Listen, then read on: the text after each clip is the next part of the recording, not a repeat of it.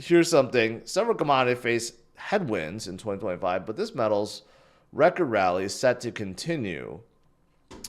Is it gold? Well, I argue it's Bitcoin because there's no metal on this planet, there's no commodity on this planet that has outperformed Bitcoin basically since the existence of Bitcoin. since the beginning, and even last year, and you go back 3 years, you go back 5 years, whatever. This is why Bitcoin is considered pharmaceutical gold, a better version of gold, with all the goodness, with none of the bad.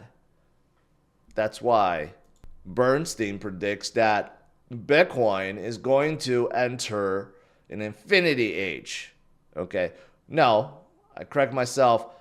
They predict all of crypto will be entering infinity stage. And during that age, Bitcoin will go up to 200,000. And they're talking about this year. And $200,000 for Bitcoin is actually quite tame, quite conservative in terms of a prediction.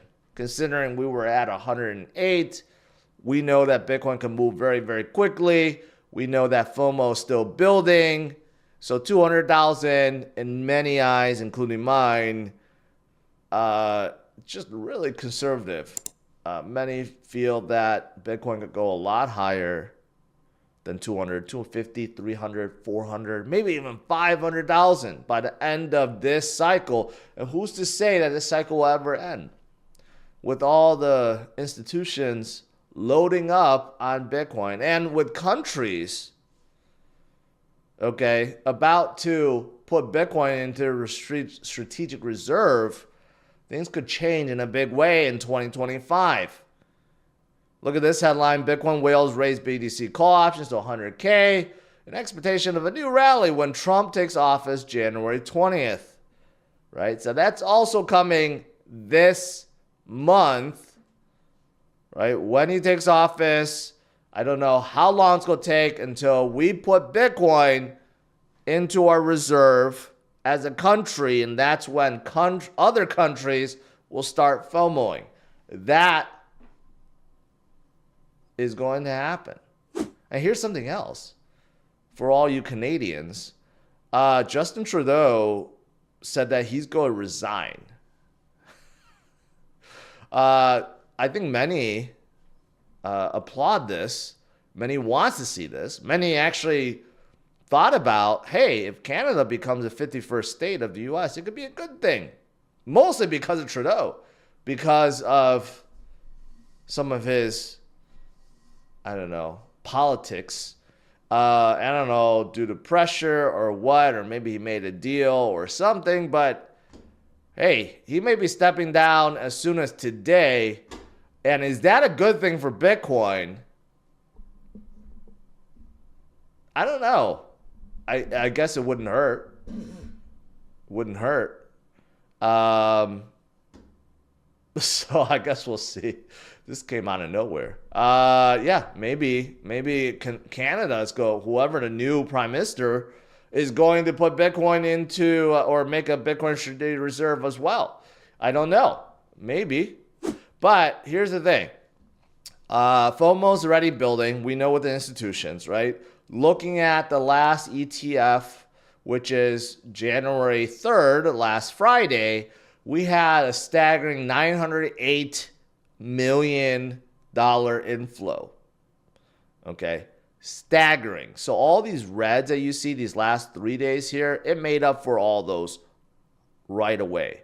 And this week, I anticipate that probably going to see a pretty good recovery week, right? And we're going to see some staggering ETF inflows once again because, hey, people love to buy high and sell low.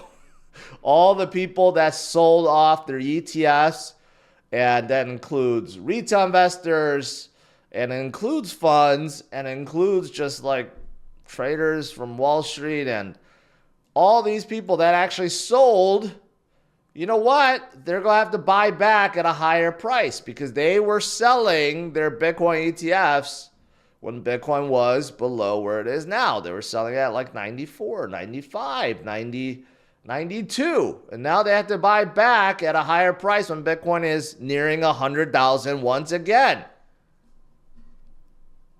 It's such short term. I mean, like, why would you want to sell 2 weeks prior and buy back now 2 weeks later at a higher price? Wouldn't it have been smarter to just to have just held and hold instead?